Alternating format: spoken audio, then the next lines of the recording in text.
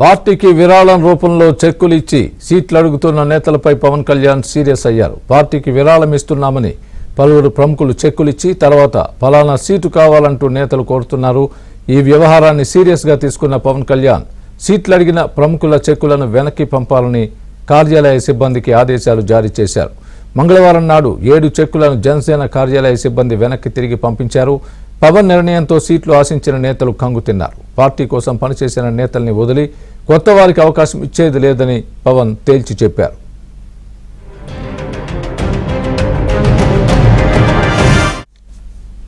ఇదే అంశానికి సంబంధించి పూర్తి అప్డేట్ మా ప్రతినిధి ప్రసాద్ చెప్తారు. ప్రసాద్ చెప్పండి, పవన్ కళ్యాణ్ చెక్కులు తిరిగి పంపించడం ఏ విధంగా చూడాలి? పవన్ నిర్ణయం పట్ల ఎవరైతే విరాళాలు ఇచ్చారో వాళ్ళ అభిప్రాయం ఏంటి? పూర్తి అప్డేట్ ఇవ్వండి.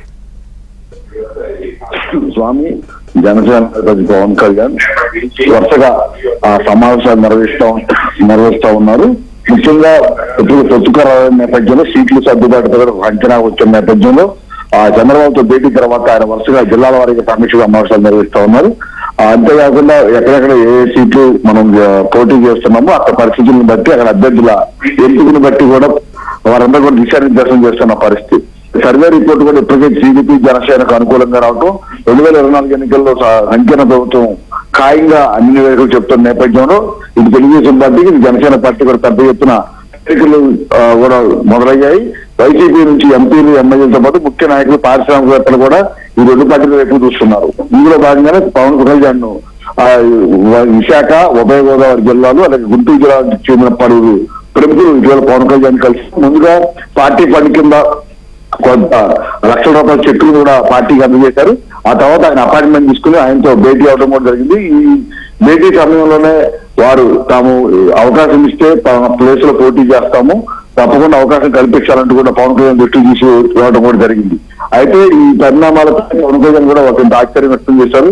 ఇప్పటి వరకు కూడా పార్టీ సంబంధం లేకుండా వ్యాపారాలు చేస్తున్న వ్యక్తులు ఇప్పుడు సడన్గా వచ్చి కేవలం సీట్లు కోరటం, తద్వారా పార్టీలో కొంత ముసలం రేకెత్తే అవసరం ఉంది. ఇప్పటివరకు పార్టీని నమ్ముకుని పనిచేసిన వారికి కూడా పూర్తి స్థాయిలో న్యాయం చేయడానికి పరిస్థితి ఏర్పడుతుందని కూడా అంచనా వేశారు. అందులో కూడా అక్కడే ప్రస్తుత పరిస్థితుల్లో తానైతే సీట్లు కేటాయించే పరిస్థితి లేదని, ఇప్పటివరకు తను నమ్ముకుని తనతో పాటు అండగా నిలిచిన పార్టీకి అండగా నిలిచిన వారికి సీట్లు కేటాయిస్తామని కూడా చెప్పడం జరిగింది.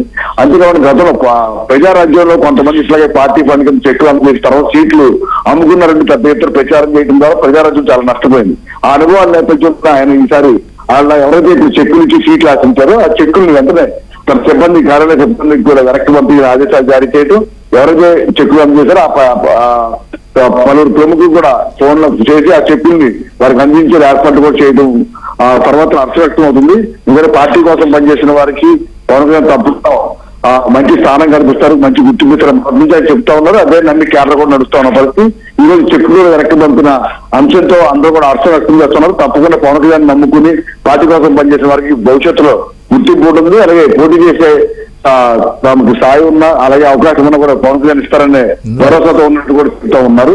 మొత్తంలో ఈ రోజు చెక్కుల వెనక్కి పంపిన వైరం మాత్రం రాజకీయంగా చర్చ నడుస్తుంది. అలాగే జనసేన సైనికులు కూడా హర్షం వ్యక్తం అవుతుంది. రైట్.